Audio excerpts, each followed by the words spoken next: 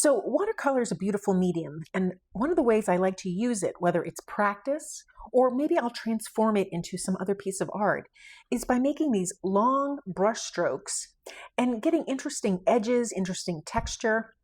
Because I change the color here, I have colors seeping in, and I find that quite beautiful. It's just a simple play where I work on shapes, getting a feel for my brush, a feel for the pigment I'm using. And you can get really interesting strokes with texture. You know, a lot of beginners don't think is beautiful. They think it's a mistake. And people will say, well, you don't have enough pigment or water on your brush. And I say, you don't have a lot of pigment or water on your brush, and that's why you get these beautiful markings. So it's very valuable. And here I have very imperfect strokes, but I think they're gorgeous, and I think they can be used in many ways. The first off is practice. I already talked about how you become familiar with your particular brush or your particular pigments, but then you get some beautiful projects that you can make. And so on my other channel, I show how I use these beautiful brush strokes in a project. Here I have some torn watercolor paper, just with that brush stroke, the imperfect one. Here's another one that I salvaged that piece. So I'll take that brush stroke, and one technique is to paint over it. And this is a beautiful little tag. I can include this in a journal. On these, with all the texture, I turn these into different type of journaling tags. So I'll post that link below in case you want to take your work and use it. But today, we're going to focus on creating these very interesting shapes using our brushes. So now, depending on the technique you want, and this is where practice comes in, you can use your standard watercolor paper. You can use even copy paper, but you'll have to be more careful because it's so thin, your ratio of water to paper. You just got to be careful with it. It can work. It's not traditional. It's not what the fine artists do, but it's certainly effective for artists of all kinds. I also like to use mixed media paper instead of the copy paper. It's a lot thinner. You can see it's a little more flimsy than the watercolor paper. And the reason I like it where it's being thinner, it will buckle more than the watercolor paper, but less than the copy paper. It's called mixed media paper, and I can purchase it relatively inexpensively in a pad or a book. And then I have my standard watercolor paper. So I'll use both of these today. Now, the key to getting the different brush strokes is really how much water and pigment you use, but also your brushes. So here I have 4 brushes. Because I want thick brush strokes, I have larger brushes than I normally use. This is not a fine detail work. I have a 3/4 brush here, and the bristles are kind of stiff. I have this 3/4 flat brush, and the bristles are very soft. I have this number 10 Catalyst polytip bristle, and this is a synthetic bristle. So in terms of absorption, I'm not sure how much it will absorb, but it definitely has a different texture than both of these brushes. And then I have a cheap paintbrush, and this is clearly plastic bristles. So the absorption of the plastic bristles should be much less than these brushes. And I think that will give me interesting texture. So it's worth a try, especially since I'm using this in a very untraditional way. I'm going to start with my watercolor paper because it's a little easier to work with, a little more forgiving, and it absorbs a little more water. I have my paint palette here. Doesn't matter what color I use. I'm just going to spritz the entire palette.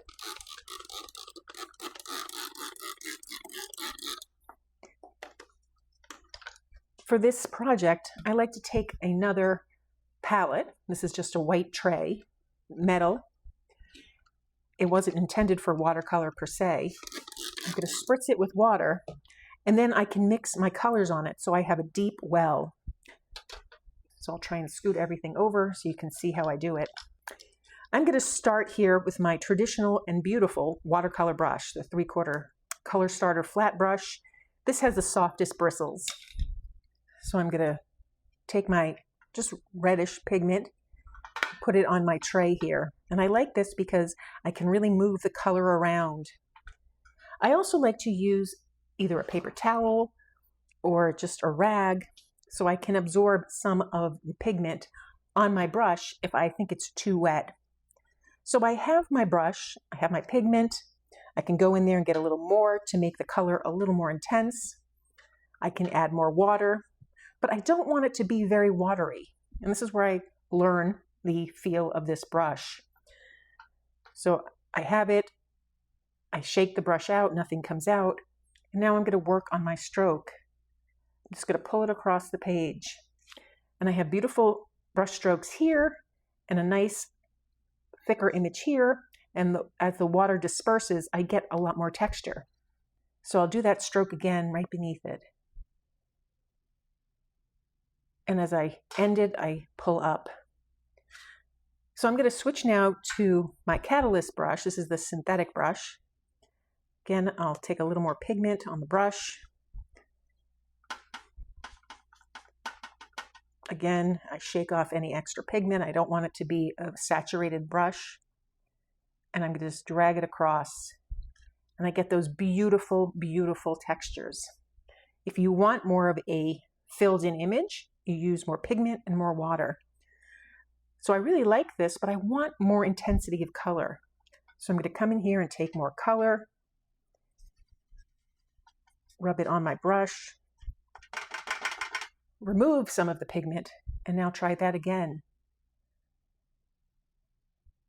And so I don't get as much texture because I have more pigment. I'll dry the brush somewhat, pick up a little of pigment and see if I can get more texture. And I get a little more. So I'm getting a feel for that brush. I'm going to take the other 3/4 inch brush here with a little bit stiffer bristles. I'll just dip it into whatever pigment I have remaining and drag it across. And I get a super amount of texture. Oh, love that. I'll come back in, take a little more pigment, really work it into the bristles, and try that again. And so I get even more pigment. I'm kind of using a dry brush technique at this point. I really like that. So it depends on what you're going for. Lastly, I will take this inexpensive kids brush with clearly plastic bristles, and it's rounded instead of a flat shape. That shouldn't be a problem. Pick up some water on this brush. Need to have a lot of pigment here, but I can see that there's a lot of water. So again, I'll dry off some of the water, go back in, make sure it's not drippy, and drag it across, and I get nothing. Guess I need a lot more. And I pull it across, and I don't get much. So I have to figure out how to get this to give me some pigment. I'll dip in my water, go into my pigment again, and it's very interesting. It doesn't absorb the pigment, but it traps it between the bristles here. So there, I can pull that across, and I get something completely uncontrollable and unexpected. But if I go back in a number of times, I can get something very textured.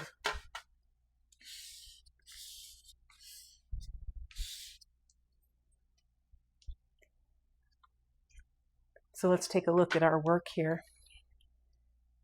I have my totally plastic bristle brush, some texture on a little bit drier brush, my traditional watercolor brushes where I get a beautiful shape, and depending on how much water and pigment, I get a lot more texture. So this was a great learning experience for me. I'm going to do the same thing again, except this time, now that I have a feel for the brushes, I'm just going to use 1 or 2 brushes.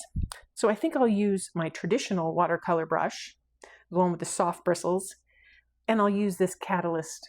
So they're the same size, more or less, but a different effect. And now I'll really play with the pigment and the water. So now I have my mixed media paper. It's a lot thinner than the watercolor, so that will pose a different challenge. And I've cut down to just 2 brushes. Because I'm going to be working with thinner paper, I have to adjust my paint and water ratio. So I'll take my little tray, and now I'm going to just mix some colors ahead of time. And I'm not really going to mix the colors, I'm just going to swatch them here on this tray. I'll start with my lighter color here, my yellow. Clean my brush and move on to the other colors. So I have all my colors here on this tray. I can dip back into my palette if I need to. I'm going to take my brush and I'll start with my softer bristle brush. First thing I'll do is dry the bristles. Move this brush off. And I'll start with the red here. So I want to pick up the pigment, and I don't want it to really be runny, but I think I need more pigment than this. So I'll come back in here, mix it on my brush,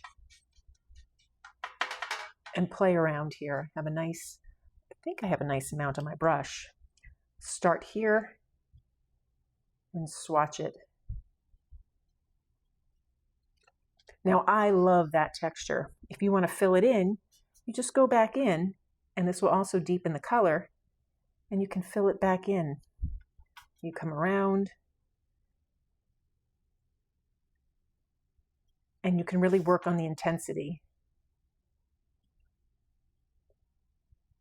So that's lovely. Let's try it with the other brush.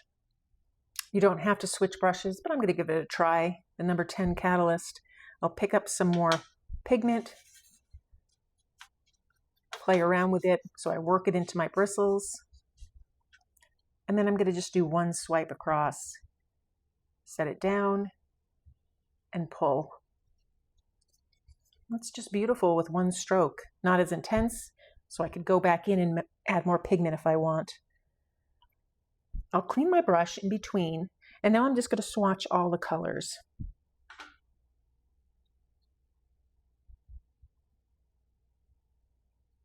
So doing just one swipe doesn't give a very intense color, and that can be useful as well. I'll work in a little more pigment.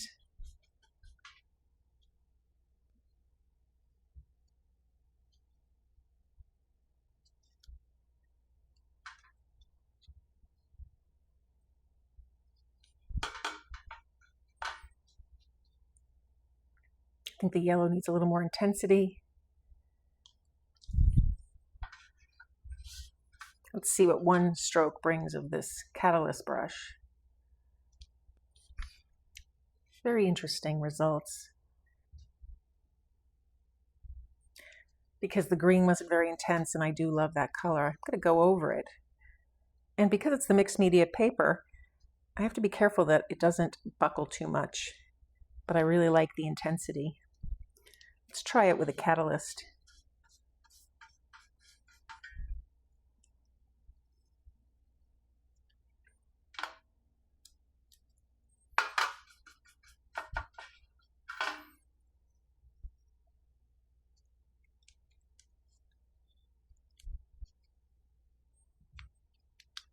And I get some beautiful results. Ran out of room on this page. I'll get another piece of paper. We'll swatch the last two colors.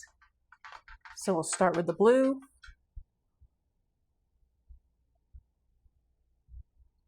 Love the texture. Let's see what this one will bring.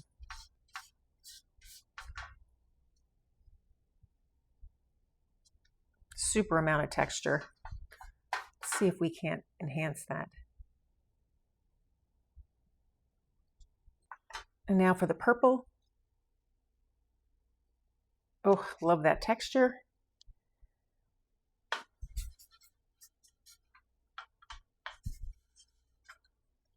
And with the Catalyst brush.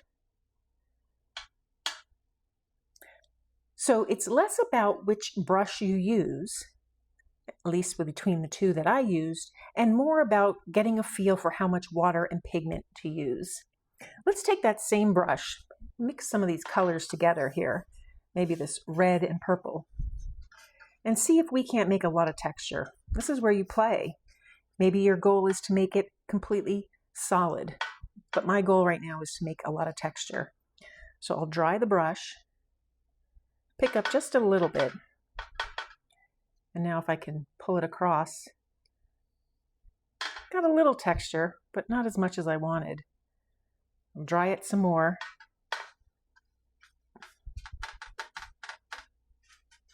Let's see what I can do here.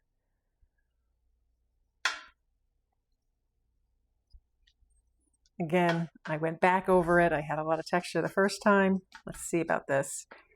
Move my bristles around so that they're a little open. And I get a lot more texture. Let's see if that works with the other brush as well. So let's combine the blue and the green. Didn't change it that much. Let's maybe add some of this yellow. There we go. Whole new color. The beauty of playing with pigments. So I have a very wet brush, but we know that that fills in the shape. I'll dry it, come back in, move those bristles around, and now drag it across. Didn't hold very much pigment. I went overboard. Come back in. There we go. So it's a matter of playing and getting the feel for the effect that you have and that you want. And that's the beauty of watercolor. It's all about playing with your tools, playing with your colors, the ratio of water to pigment, and making marks. Let me know if you try this and see what you like. Do you find that certain colors react differently? Do you have a favorite brush that you like to use? Let me know in the comments below. And thank you for joining me today.